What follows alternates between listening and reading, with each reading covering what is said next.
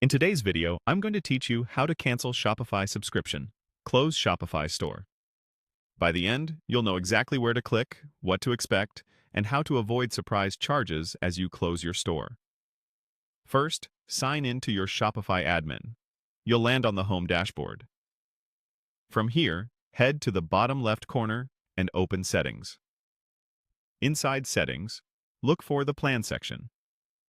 This is where Shopify keeps all the details about your current plan and trial status. Open Plan Details, then find the trial area if you're on a trial. You'll see options related to your current trial or plan status. Click into the Trial section and choose Cancel Trial. If you're on a paid plan, you'll see Cancel Plan instead. Follow that option.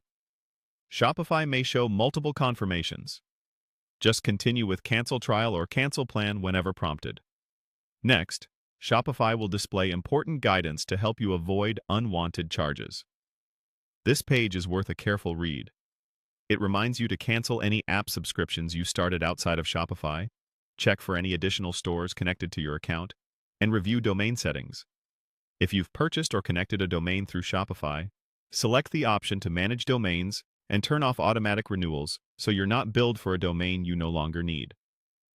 Make any changes you need, then come back to the cancellation flow and continue. When you're ready, click Continue. Shopify will ask you to choose a reason from a dropdown. Open the Please Select menu and pick the option that matches your situation, such as permanently closing.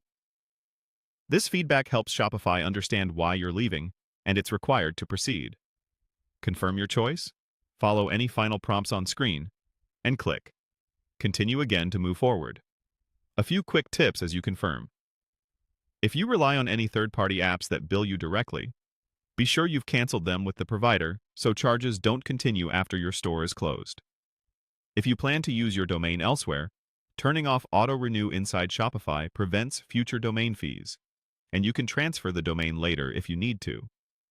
Also, if you think you might return, remember you can often come back to Shopify and reactivate by logging in and choosing a new plan, subject to Shopify's data retention policies. Once you've completed the on-screen confirmations, your Shopify subscription will be canceled and your store will be closed. That's it. You've successfully wrapped up your Shopify plan with clarity and no loose ends.